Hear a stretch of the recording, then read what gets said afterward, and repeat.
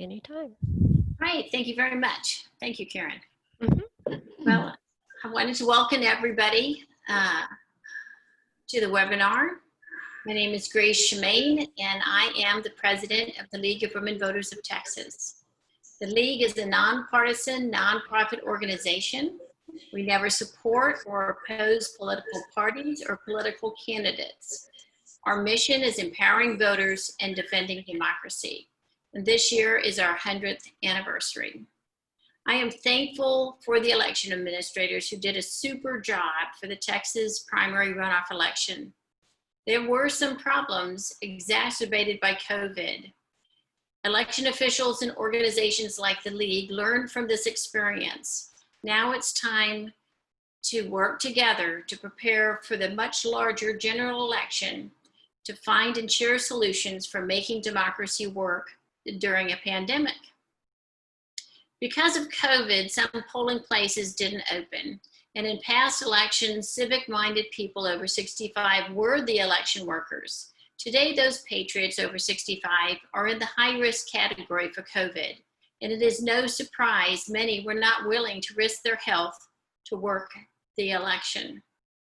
So let's work together to prevent poll closures. The League encourages government officials, organizations, and voters to share solutions to problems brought on by COVID. Texas has 254 counties running elections in urban, rural, and suburban communities. Solutions to poll closures may look different for each county, but all county officials want to have an efficient, safe, secure, and well-staffed polling locations. Today, we will hear from panelists about innovative and successful approaches to county election worker recruitment.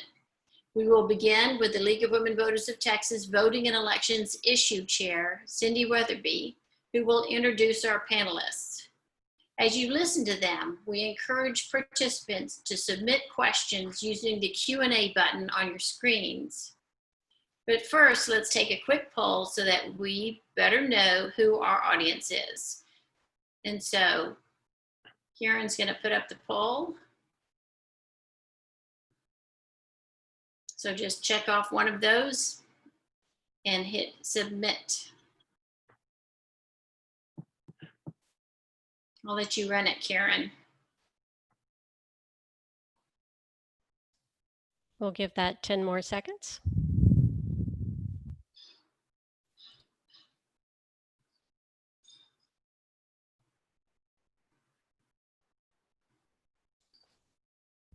Ending the poll and sharing results.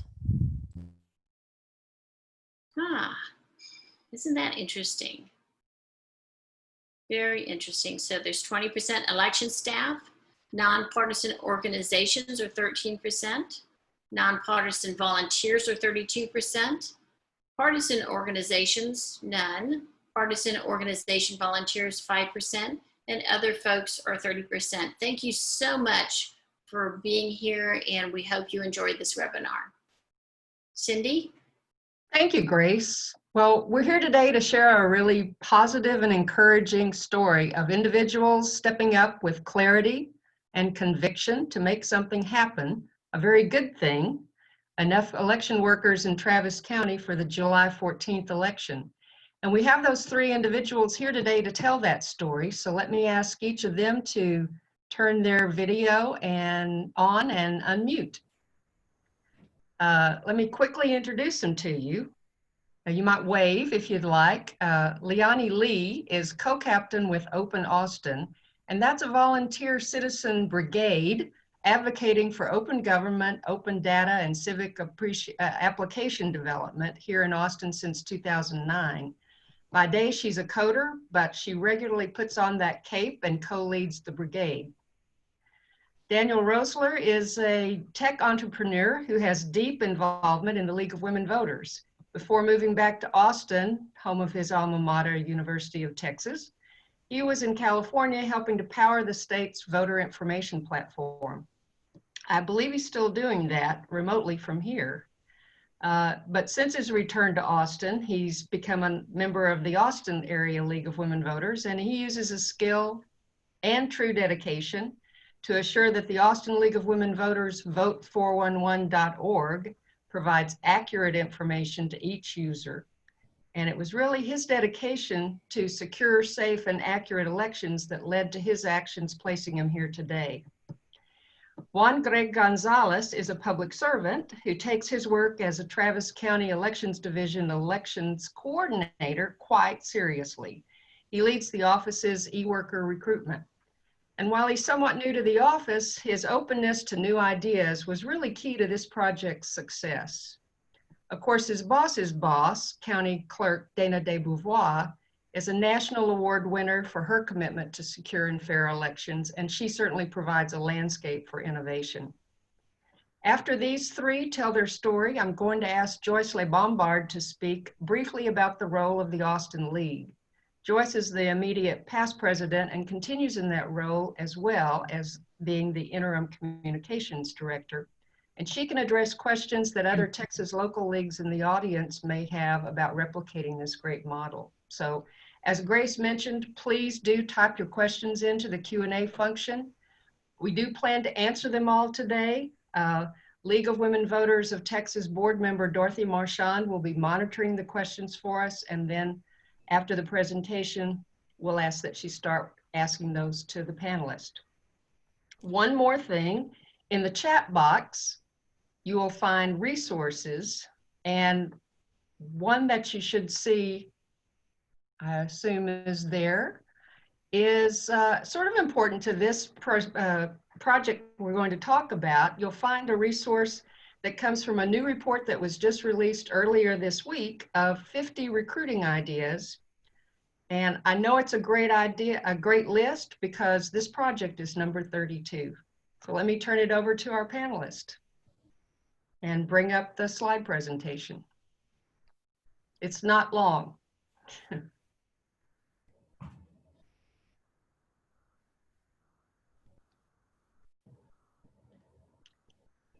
And you'll notice that the contact information is at the bottom. Thank you so much for offering that. All right, can everybody hear me okay? Yes. Okay, I'm Daniel Rossler. I'm the Austin League of Women Voters organizer for this particular project. I'll be sharing the slides today, but we're going to start off with Juan giving a little bit of overview of the election process or election poll worker recruiting process in Travis County. All right, thank you very much, Daniel. So I just want to start by saying that I began as a poll worker in 2008, and I've been out on the field, and then I began working in Travis County in the call center in 2010. So I've been here about 10 years, and then 2 years as a poll worker. In all of our history and recent memory, we have never had all the polling sites fully staffed until this last election with this new program. So that is like, you know, history was made, really. So I have to give you thanks, Daniel and Liani, all of you, for making this possible. And I stepped into this role. My commitment is to engage the public, outreach, make really more of a robust program that incorporates new ideas and gets the community involved. And so that's kind of like my where I'm coming from. So basically what the program is that we have for recruiting poll workers in Travis County is not just relying on our past poll workers, but also like the past poll workers and spreading the message with people that they know, but also recruiting, finding new ways to reach out to the public. And with COVID happening, precisely when I just joined, we were all very worried. We were losing a lot, we all expected that, losing a lot of our regular poll workers. So it really was something that was an unknown for all of us. And what fortunately happened is that those that wanted to step up and really step up and become a poll worker, said to us that they were interested, but they didn't know how. They didn't know much about being a poll worker. A lot of people still think that being a poll worker is strictly volunteer work and that it's all, just volunteer, you don't get paid. So there's a lot of stuff that people don't know about yet. And so it's kind of encompasses kind of like why it is so important to reach out, spread this information. So Mr. Rossler, Daniel, he helped us out very much. And so one of the things that he introduced is a online poll worker sign-up form on the League of Women Voters website. And so what the beauty of it is in its simplicity, is that it's someplace that is very easy to communicate, even verbally, through media. And so here's what worked for us for that platform. It's easy to share this poll worker sign up link across social media, even on the phone, in my email signature, radio interviews, TV. It's easy to say it even. The sign up link is accessible to the public on all their internet capable devices. I can send them the link if they text me. I send them the link on the phone. You can, iPads, anything. So that's very convenient. The data on the form that is sent directly to our central recruiting email, we call it e-recruiting at traviscountytx.gov. So anyone that wants to be a poll worker emails us there, but also we get our data now from the sign-up sheet through there as well. And the way that the format is such that it's easy for us to take that information and categorize it, sort it to have poll workers be placed into the different positions or different sites in Travis County, depending on where they want to work at or what part of town. And that feature came in very, very helpful when we generated a backup poll worker list. And that was used because it's very common for poll workers to, drop out. Things happen just before the election. So because we had number one, not just enough people to staff the election for, which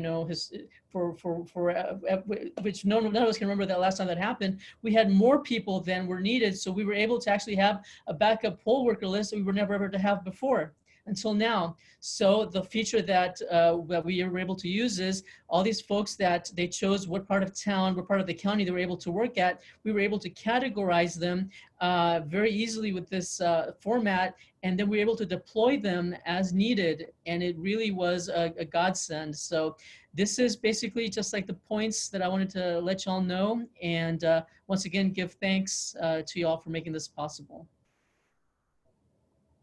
All right, thank you very much, Juan. I really appreciate, and thank you as well for being so accessible to us, for cooperating with us on getting this up and running. So I do want to talk a little bit about the actual technology of the implementation that we did. So like Juan said, the beauty is in its simplicity. I approach this project, so normally I have a software as a service company that I help run, but for this particular project, I wanted to see how bare bones and simple we could make it. And so really it boils down to three basic components of the online application. So essentially it starts with just a web page. The League of Women Voters Austin website is a WordPress site, so it's basically a very standard site that you would see or have an organization run. The problem is that form submission from those from WordPress sites involve a fair bit of coding. And so instead of trying to develop an application directly in the WordPress site, I turned to a very easy solution, which is Google Forms. And Google Forms is an embeddable web form that you can embed in any website.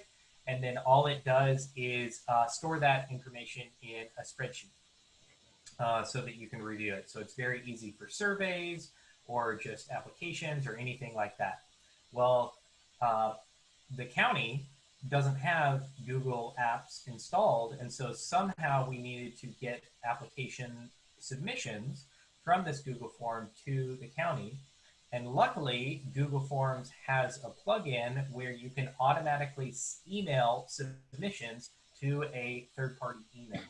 And so we embedded the Google form for the application into the league's, we iframed it. It's called an iframe, but you basically embed it in a web page. You embed that form in a web page, and then we hooked up the post-submission trigger for the Google form to automatically email that result to the county.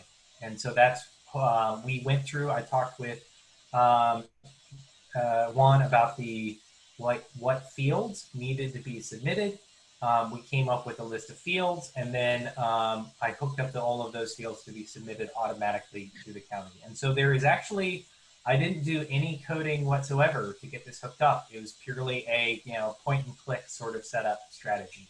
And so I was really lucky in setting this up that that applications could be emailed to the county. So I could just piggyback off of that, where as long as the application that got emailed from the Google form included the required fields, they would be accepted by the county. So that was kind of the key thing, was being able to accept applications via email. This web page is essentially wrapping that into an embedded Google form.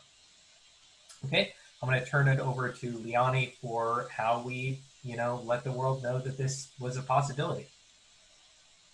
Thank you, Daniel. I'm Liani. Hey, everybody. So a lot of challenges with products that we build nowadays is, that old adage, build it and they will come, but that's not really true. You can have something, and if nobody knows about the thing, it might as well not exist. So the goal is, of course, in this case, to spread the word. But there are many different flavors of spreading the word. What does that mean? And so this diagram on the right is how I framed this publicity challenge in my mind.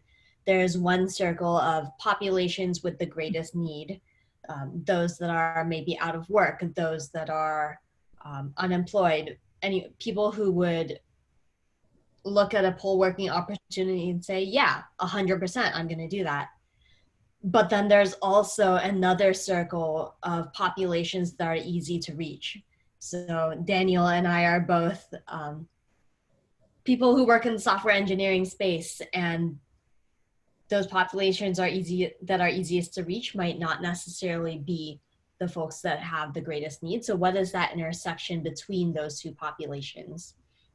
And the tactics behind that intersection is, one, first, creating a very easy to copy and easy to distribute message and imagery. Just like Juan and Daniel said, you need something that is easily distributable, that rolls off your tongue, and people can hit share extremely easily. Two, broadcasting that same template message and imagery to news stations, broadcasting to neighborhood groups. And so Daniel and I are, I hate using this phrase, digital natives, but we're versed with just being online. So Facebook, hitting up local groups, going to Twitter, which the League and Travis County Clerk also did, and going to Reddit, which is a forum for young people, I guess, or a forum that existed and had an Austin-specific subgroup. And finally, there's just the old classic, leverage your networks. Who do you know? Who can you reach out to? And so who we ended up conducting outreach to in the short lead time that we had at the bottom is, again, Reddit, City of Austin specific group, City of Austin staff, because a few members of our team did work for the city, local Buy Nothing Facebook groups, and local newspapers, radio station, and advocacy orgs. And they were contacts that we had through the League of Women Voters and folks that we knew through Open Austin. So just really, who do we know? How can we get very easy, bite-sized information to them and target that intersection of populations that are easy to reach, because we want the broadest net possible, and populations with the greatest need, because we do want to be kind of smart about how we outreach. We don't just want to spam every little thing that we can think of. We want a high conversion rate. That is, finally, to say, don't just focus on that intersection, although that sounds very attractive and it's like the best use of your time, etc. Because of the, I would say, direness of the situation, it's very important not just to focus on that intersection, but really hit all three aspects of this Venn diagram, that middle, but also thinking outside the box to maybe do on the ground, as on the ground as you can get, canvassing to get people who are who fit within the populations of greatest need, but aren't necessarily easy to reach through just clicking a button. So really researching Facebook neighborhood groups, Facebook advocacy groups, other ways of doing community outreach. And that's where we really leaned on our community partners a lot. That is our outreach in a nutshell. Again, this was under an incredible time crunch, but I don't think either of you said, but we ended up looking at the numbers, signing up about 30%, maybe a bit over 30% of the poll workers that the county clerk was looking for with this strategy. So Daniel, back to you. Great, thank you. I think one of the things that we had going for us on the outreach is during the pandemic, everybody is, I think that there was actually an increased interest in people being willing to do something to help. And so we had an upcoming primary runoff election that was right in the middle of all of the police brutality protests and all of the COVID shutdowns and the resurgence in the state. And so I feel like we did have quite a bit of momentum from the community in saying, what can I do to help?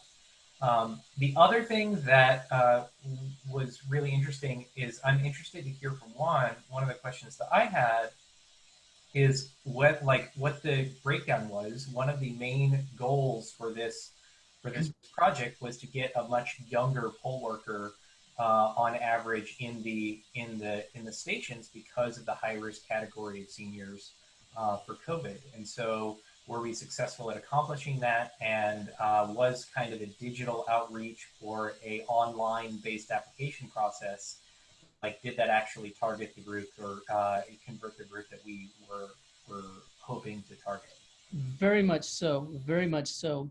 In fact, I would say that, like you're saying, it was a conflux of these circumstances that built this momentum, and this was the right conduit or the channel for them to go through. When a lot of people would say, before we created this, they want to sign up, but they didn't know exactly how and such. But when this came through and then people started to spread the word, they said the ease of spreading this really increased that, so much. So really just, it was all the folks that dropped out, understandably, it was now the momentum just built that we were able to just fill all these spots 100%.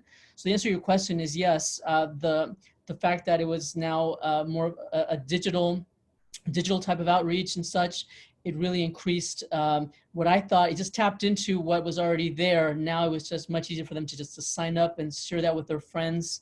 So it really accomplished that purpose. Gotcha. Yeah, so I jotted down a few of the takeaways that I had from the process, and kind of hopefully this is helpful for others who are looking to potentially create similar online application processes. The first one that I really focused on in the initial steps is, can somebody do this kind of in the moment or on a whim? And so having an application where they can just kind of go to a website and fill it out, and they don't need to go look anything up. They don't need to talk to anybody. So it's something that they can just happen across while they're scrolling, while they're waiting in line in a grocery store or something like that.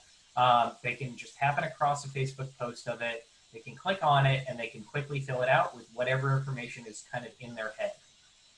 So I know that some election worker application processes or application requirements involve things like work history or reference checks or anything like that. that's totally fine to keep doing that. But one of the takeaways I had from this was it can be a really good kind of initial hook if you ask for that in an additional step after they've submitted the first time. So if you need them to call in or something like that, you can really like push that off until the second step and have that first step be just like submitting their information. And in this particular case, for the day of election workers, they could actually submit all of their information that the county needed in that first step. So just information kind of in the moment is, and without any sort of like having to print out a PDF and then scan it and then go to the county office or anything like that. That's kind of all like just having it be an online application process you can do on a whim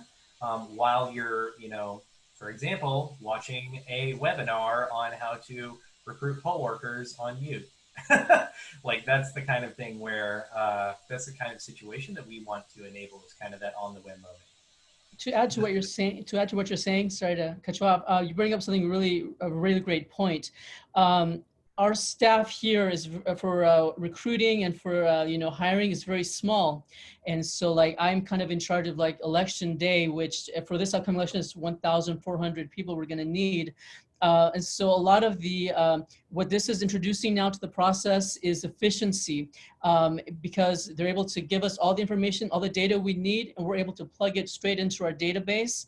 What used to eat up a lot of resource, a lot of time was trying to get people on the phone and go through them, talk to them on the phone and sign them up, get all their data that we need, missing phone calls from each other and stuff like that. Now this is the first step to automating this. And, this is something that going forward, I think can only get better. And especially for larger elections, it's really going to increase our efficiency, allow us to have, like I was saying, backups, and really it just opens up so much more of an ease for the user and for us. So that's really an advantage. Yeah.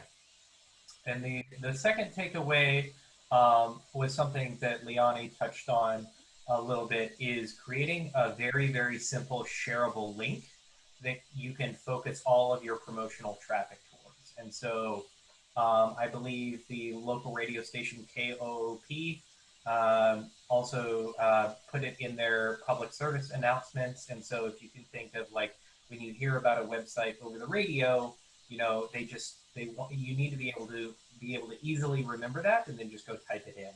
Similar to tweetable links, you don't want your link to be very long so that people can just, as they're scrolling through their tweets, can just see it and get that impression and know where to go.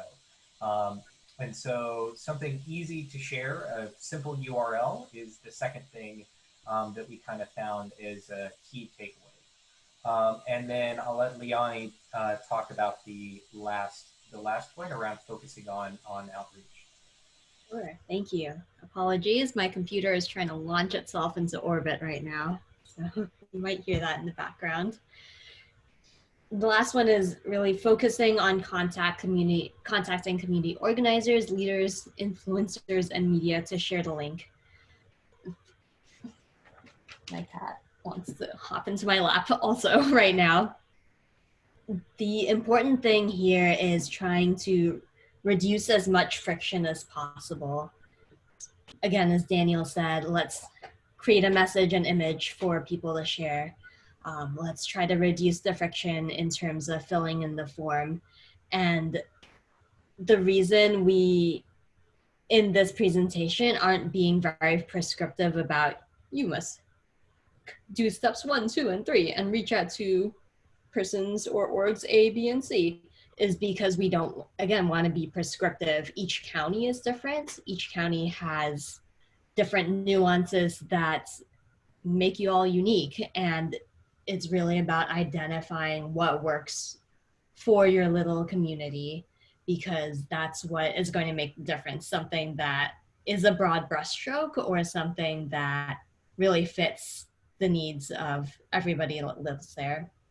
And so what we did was, again, using existing outreach channels for letting local people know. And that involved us individually reaching out and posting on groups directly. But that also meant, again, that digestible link so that people could share very easily. And I was super surprised for something that I posted on Facebook, and I like never go on Facebook, that was shared in like 3 other groups that I had never heard of. So that was very heartening. And finally, young people are looking for something to do to help in these stressful times. Again, there's that Venn diagram of high needs and like easy to outreach, but we don't want to discount the fact that a broad net is really helpful to catch everybody that wants to help. Yeah, actually, one of the additional things that I forgot to that I found very interesting was that every single person that I talked to about becoming a poll worker thought it was a volunteer position. And so everybody was amazed to hear that you actually get paid to do that. And so a lot of my outreach emails to friends or to organizations or to contacts that I have would be like, this is a get paid to do your civic duty. So this is in addition to, as people are often struggling for work or looking for something new or have a lot of downtime, this is a really good way to kind of promote it as not only do you feel good about helping out your local community, pulling off an election, you also get paid to do it. So that's a win-win. Okay, I think that's our presentation. I think that we're going to turn it back over to Cindy or someone else for questions. I don't know. One last thing. Daniel and I are super grateful for being able to work with Juan and the Travis County Clerk.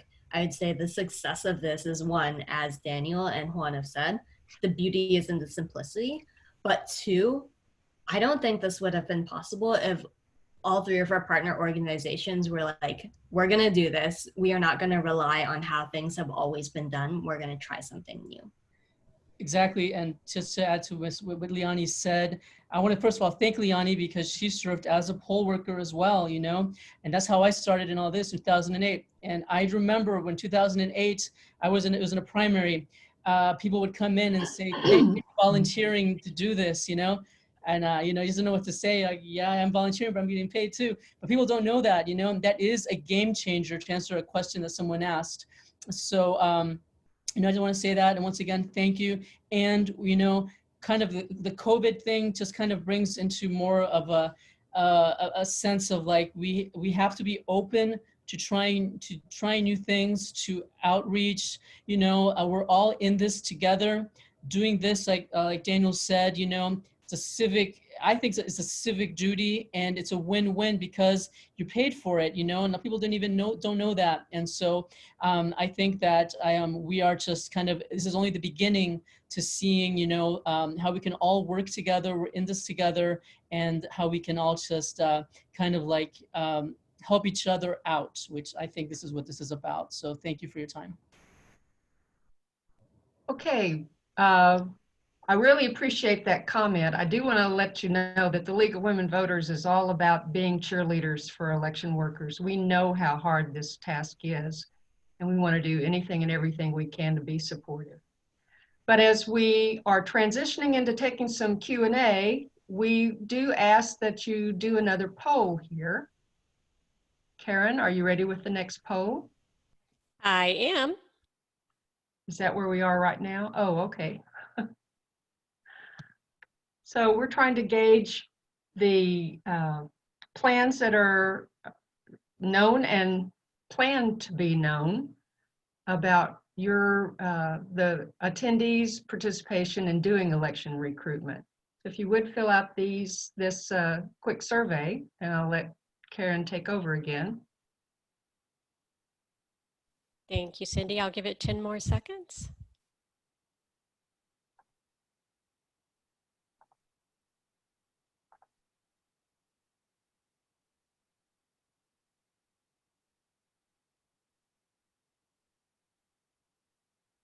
And you should be seeing the results.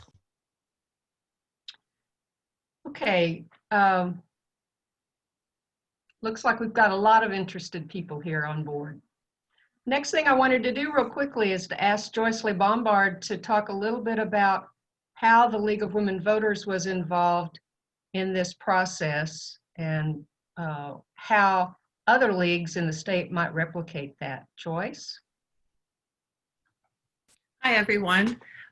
So yeah, once Daniel had created the form and worked with Liani and Juan, he came to us and said, hey, we developed this form and we'd really like to get it up on the web page. And so we immediately got it up on the website because we just knew it would be very, very helpful.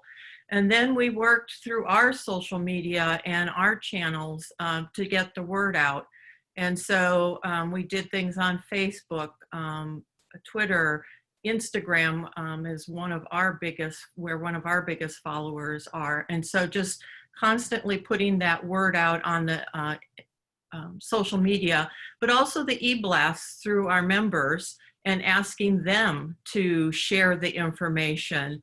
And then Juan and I had a conversation as it was starting to get closer that one of the areas we were still lacking in was Spanish speakers or bilingual people.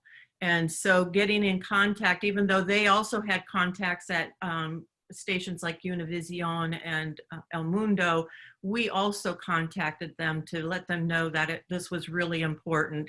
And so we're able to help with that outreach. So it's really just utilizing, the league's strengths of our networks with all our collaborators to get the word out once Daniel and Liani and Juan had put together this simple process. And as Liani already mentioned, having that simple message that people could easily share. You're on mute, Cindy. Mostly the communication side and spreading the word. Yeah. Yeah. And didn't cause you any heartaches or problems in being the site sharing the information. Not at all. Okay. Well, Dorothy, are you ready with some questions? Sure, there are quite a few. The first one starts with a quote from the Texas Tribune from a poll worker, and it says, I did understand we couldn't require the voters to wear a mask, but I didn't realize I needed to be concerned about the people sitting on the other side of the plexiglass next to me. Will we address messaging to reinforce poll worker COVID safety? That sounds like perhaps a question that Juan could take, and I know that we're going to talk a little bit more about that issue at the end of our presentation. So for us, we have two kind of phases of voting: early voting and election day. So in early voting in Travis County, the poll workers really we hire them directly. It's a different process, and so they kind of work for us. So what our policy was for early voting, the poll workers had to wear masks, and so as far as the building itself and the location, we had postings saying for the public, for the voters to wear a mask. However, the governor's policy was that it would be optional if the voter did not want to wear a mask. So we had to accommodate for that, so we made so that there was a section at the polling site that it would be kind of distant from others for any voter that did not want to wear a mask. And I do want to say that we changed, we adapted to the COVID by really only choosing polling sites that were very spacious, that allowed there to be proper social distancing. So we had that, first of all. And like I said, early voting, we were able to make the policy be, if you wanted to work early voting as a poll worker, you had to wear a mask. For the voters, we encouraged them with signs, but if the voter did not want to wear one, there was a special area for them to vote in. However, for election day, because of the Texas governor's policy on that, we told our poll workers to wear a mask, but we could not really enforce that because it's just the law's a little different for how election day works. But still, we had poll workers compliant with that. They wanted to wear the mask and practice proper social distancing. So I do think that this is a going forward. This is a messaging thing, something that we have to sort of kind of work with, like what the official policy is now going to be for what the governor wants. But we, you know, we have a lot of leeway. We want to be sure that we are giving the proper encouragement, have the right messaging, you know, but this is definitely a topic that we need to kind of go more into depth as we go forward and kind of see where things stand for November. Thank you. I think the next one perhaps is for Daniel. Did you provide a description of poll worker role and responsibilities and training requirements, if any, the hours required or expected, etc.? Harris County website has an application, but I would be reluctant to apply without understanding what I'm signing up for. Yeah, so I shared the form a little bit earlier. I don't know if I can, should I share that again, perhaps? Let me see if I can. Yeah, I think someone else asked to see the form again, yes. Or if you could hear it, yes. If they could get a copy of it. Yeah, let me try to actually just kind of take you through it. Let's see here.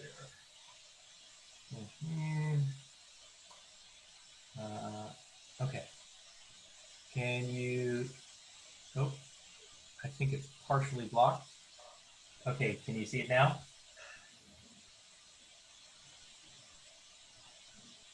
Hello? Yes. Okay. Okay, so this is the application form. So this is on the league's website. And as you can see, it's just an embedded form. We do provide information at the top for what each role is. And so there is information for each role. This is specifically for election day. Obviously, it's past the election, and I think Juan is going to talk a little bit about when these things open back up. Mm-hmm.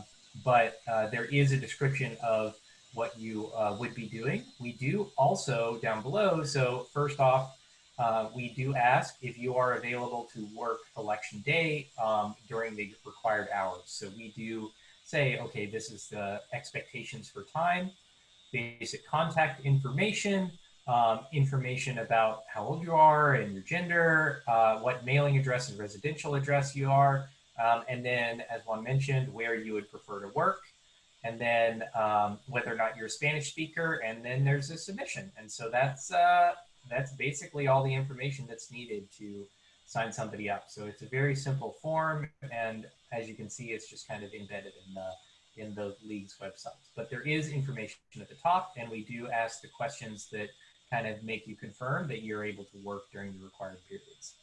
Okay. So I want to answer two points. One is about on our website, it says no longer hiring. Like Daniel was saying, it is correct. This refers to the past election. We are going to open this up around mid-August, if not a little sooner. Really, it just a lot of factors come into play with you know, HR and stuff like that.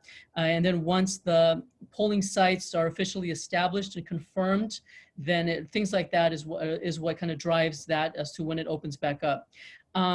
For someone that asked a question about, were there two areas for voters with masks and a separate area for voters who do not, who want to forego wearing masks? So not officially. So all the voting booths are, you know, evenly, you know, spread out. So anyone that wanted to not wear a mask were encouraged to go to the ones that's kind of further away. However, it was not an official, there is no official designation.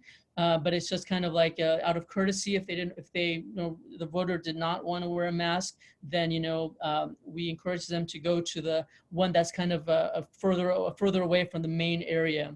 But like I said, it's not official.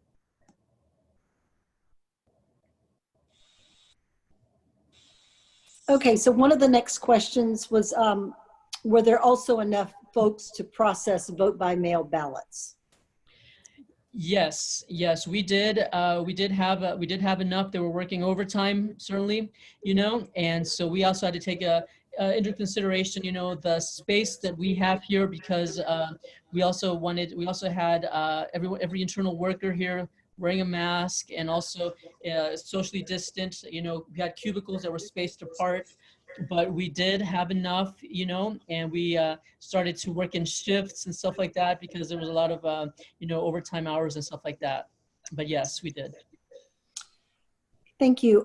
And a few questions on hours. And is there any flexibility in the hours? Can poll workers work partial days?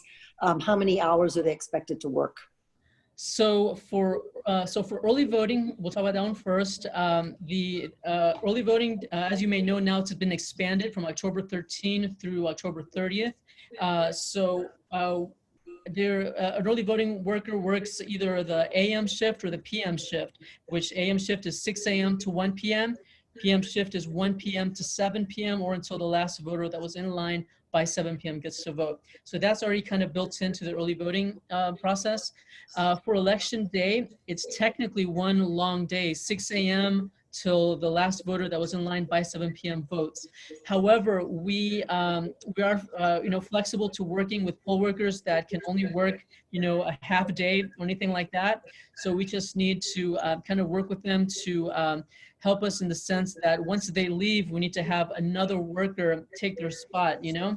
So we do encourage election day workers to try to work the full day.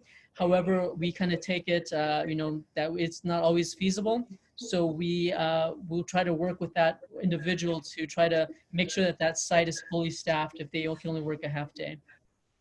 Okay. How old do poll workers need to be? The counties I know of say they have to be registered to vote in the county, or at least 18. Are there any opportunities for younger workers? Yes, we have the you know, the student poll worker program. It's called Student Clerks. So they can be 16 years of age or between 16 and 18.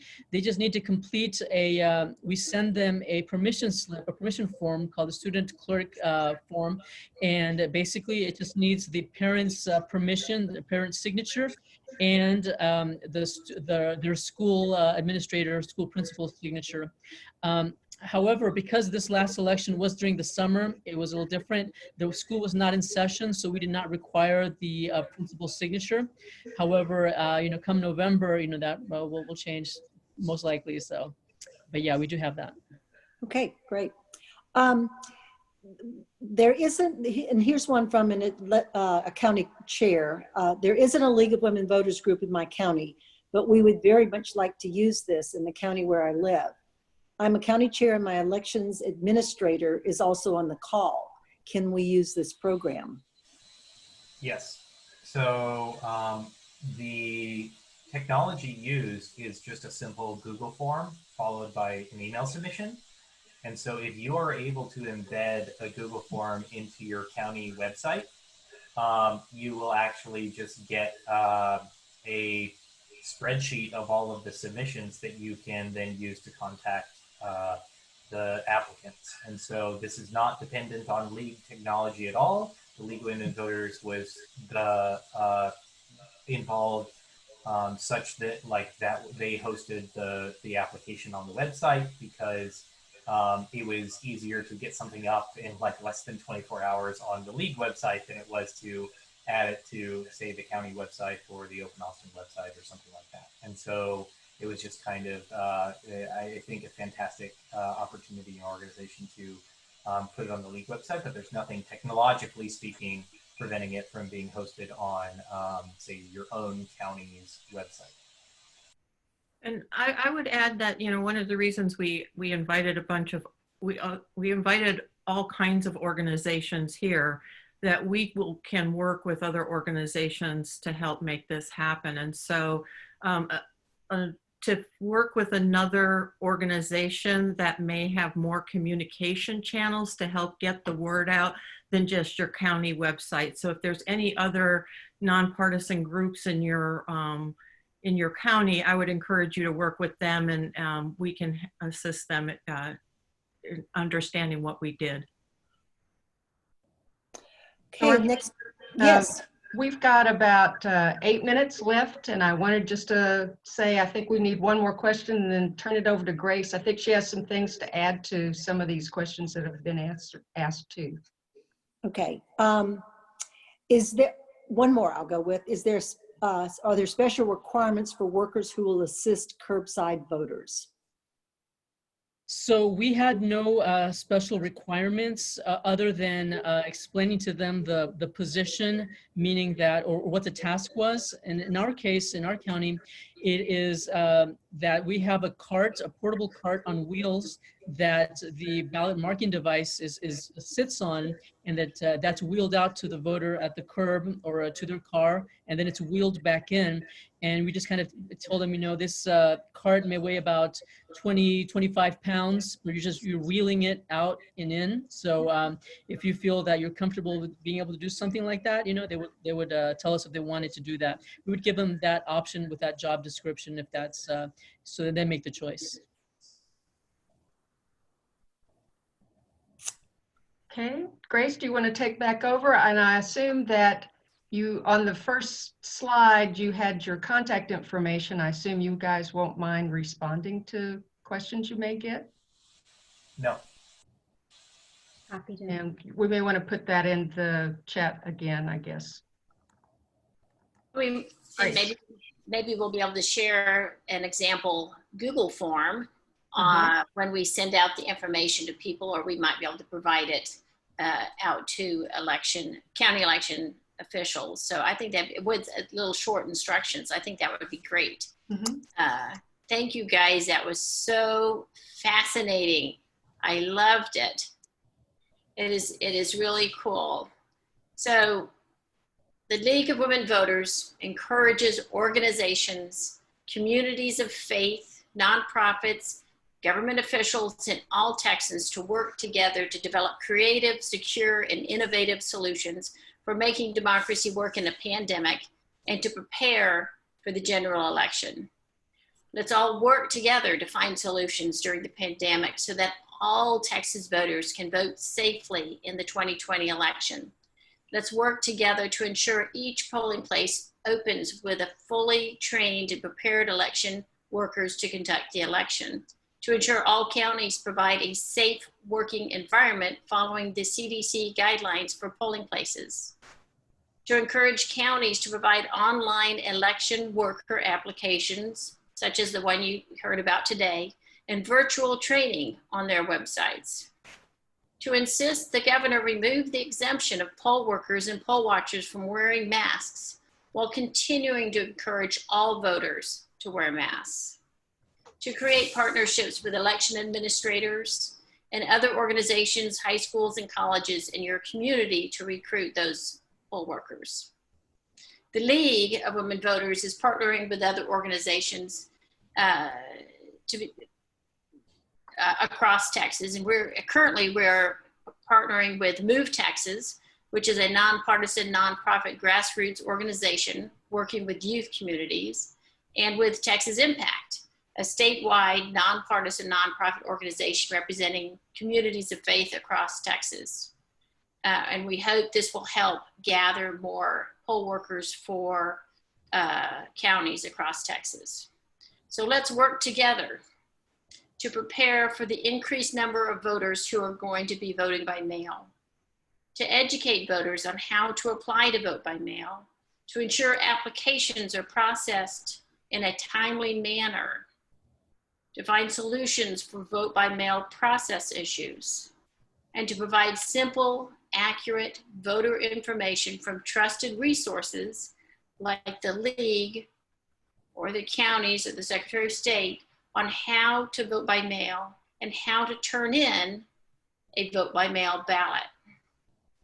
Let's work together to find solutions to our current old-fashioned in-person voter registration process, to prepare legislation to update to a modern, secure online voter registration system and same-day registration, to share voter registration tools that work during COVID, like no printer, no stamps, no problem, register2vote.org, to encourage all voters to verify their voter registration before the voter registration deadline. Let's also work together to fight misinformation by sharing accurate voter information from trusted resources, to ensure county election websites, the Secretary of State's website, votetexas.gov, provides voters with simple, accurate, up-to-date information they need to vote in our democracy, to share voter education from trusted resources like the League, to inform your county, the Secretary of State, or electionprotection.org of any election misinformation that you hear. Let's work together to prepare for our first election without straight ticket voting, to educate voters to be prepared to vote quickly and efficiently all the way down the ballot for the candidates of their choice, to research candidates before showing up at the polls with the League's nonpartisan voters guide at vote411.org, to bring their candidate choices to the polls written down or marked on a sample ballot, to remind voters they may not use their phones at the voting booth. So let's work together to calmly and efficiently provide solutions to ensure voters have a great experience at the polls in the 2020 general election. I appreciate all of you guys so much. There is a lot of work to do, but just by focusing in on these issues and finding simple solutions, we could work together and really solve some of these problems and have a very efficient general election in November. Thank you so much for being here, and keep on making democracy work here in Texas. Thank you. Cindy, you want to say anything else? Yeah, the only thing I would say is that it looks like we've already got a start in the chat room of capturing all the questions, and we will answer those questions. So anybody that had a question or wants more information, we'll follow up with you on that too.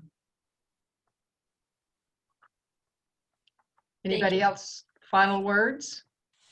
Oh, thank you very much, everybody. And I hope that the trend of encouraging everybody to become a poll worker continues, especially for the November election.